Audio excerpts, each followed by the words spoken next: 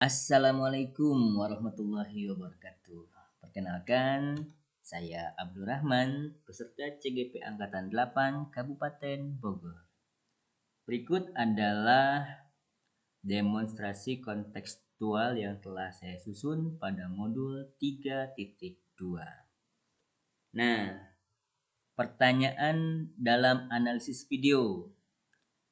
Kira-kira apakah visi dari sekolah tempat guru dalam video tersebut mengabdi? Apakah prakarsa perubahan yang akan dilakukan oleh guru dalam tayangan video? Apakah pertanyaan utama dari kegiatan yang dilakukan oleh guru dalam tayangan video tersebut? Kegiatan atau tindakan apa yang dilakukan oleh guru dalam tayangan video yang menggambarkan tahapan bagja? Apa peran pemimpin yang tergambar dalam tayangan video? Dan apa saja modal utama yang dimanfaatkan oleh pemimpin pembelajaran dalam tayangan video? Lalu, bagaimana pemanfaatannya? Mari sama-sama kita lihat. Baik, di sini dari tayangan video yang disaksikan tadi, visi dari sekolah tempat guru dalam video tersebut adalah mewujudkan kelas impian bagi murid. Di sini ada nyaman, menyenangkan, dan menenangkan. Hal ini terlihat karena ada beberapa murid yang mengusulkan sambil mendengarkan musik, ya, kemudian juga ada rak buku, dan itu semua membuat mereka nyaman, menyenangkan, serta menenangkan. Kemudian prakarsa yang dilakukan oleh guru tersebut yaitu mewujudkan kelas yang nyaman, menyenangkan, dan menenangkan bagi murid. Dan pertanyaan utama dari kegiatan yang dilakukan oleh guru dalam tayangan video tersebut yaitu bagaimana cara mewujudkan kelas impian yang menyenangkan, nyaman, dan menenangkan bagi murid. Dan kegiatan yang menggambarkan tahapan bagja. Kalau yang saya lihat tadi di B-nya atau dibuat pertanyaannya yaitu guru menuliskan kalimat penyemangat belajar di papan tulis. Hal ini tentu memancing murid untuk ingin lebih tahu tentang apa yang akan mereka lakukan.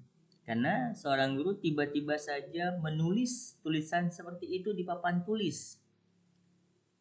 Setelah guru menulis penyemangat belajar di papan tulis, guru kemudian mengajukan pertanyaan yang memacu murid untuk mengutarakan hal-hal yang diinginkan saat di kelas. Guru menanyakan hal-hal yang disukai murid di kelas, kemudian menggali informasi berdasarkan keterangan yang diutarakan oleh murid menjadi kelas yang diinginkannya. Kemudian pada tahapan A, ambil pelajaran. Murid diberikan kesempatan untuk mengunjungi kelas lain secara langsung untuk mengamati hal-hal menarik yang ada di kelas lain. Murid dibagi menjadi beberapa kelompok untuk mengumpulkan informasi mengenai kelas yang dikunjungi. Murid mengidentifikasi hal-hal yang dapat menjadi referensi kelas impian yang mereka inginkan. Murid juga mendiskusikan atas informasi yang telah mereka kumpulkan untuk mewujudkan kelas impian mereka.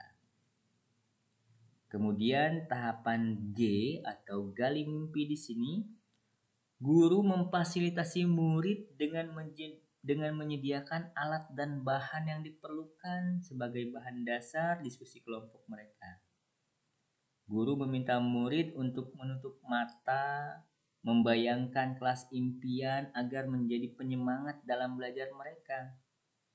Kemudian setiap kelompok mempresentasikan hasil kerja kelompoknya mengenai kelas impian yang telah mereka bayangkan di hadapan teman sekelasnya. Lalu pada tahapan jabarkan rencana, murid diminta menyebutkan kriteria kelas yang diimpikan. Kemudian murid terlibat langsung untuk menentukan kebutuhan apa saja yang diperlukan guna mewujudkan kelas impiannya. Kemudian guru menuliskan gambaran kelas impian di papan tulis. Guru membagi tugas setiap murid untuk mewujudkan kelas impian yang nyaman, menyenangkan, dan menenangkan di kelasnya. Dan tahapan terakhir yaitu atur eksekusi. Di sini murid terlibat langsung dalam tugas kelompok. Kemudian guru memfasilitasi murid akan kebutuhan yang diperlukan dan bersama-sama mendiskusikan waktu penataan kelas yang diimpikan. Kemudian murid menyiapkan alat dan bahan sesuai dengan tugasnya masing-masing. Murid secara tidak langsung melakukan pengamalan kegiatan gotong royong untuk mewujudkan kelas impian yang menjadi penyemangat belajarnya. Kemudian peran pemimpin yang tergambar dalam tayangan video sangat terlihat jelas di situ ya, bahwa seorang guru di situ mampu mengembangkan dirinya dan murid melalui pengalamannya. Kemudian seorang pemimpin pembelajaran di situ juga, guru memiliki kompetensi sebagai manajer dalam mengelola potensi sekitar, baik itu murid maupun lingkungan yang ada. Kemudian juga berfokus pada berpikir berbasis kekuatan atau aset. Kemudian modal utama yang dimanfaatkan. Yang pertama jelas di situ ya, kita bisa melihat modal manusianya.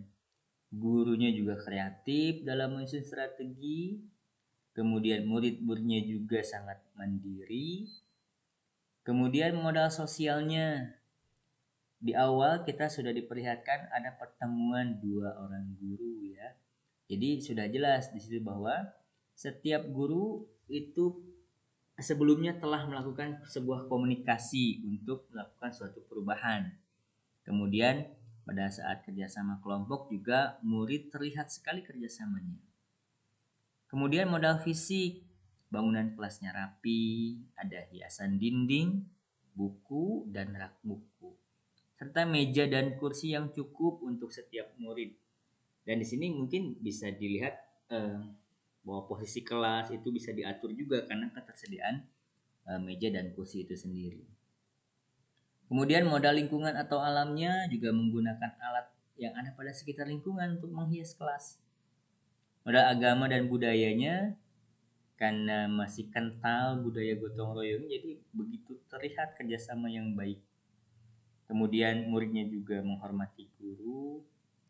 Kemudian untuk modal finansial, pemanfaatan dana BOS yang sesuai untuk kebutuhan murid, adanya uang kas kelas.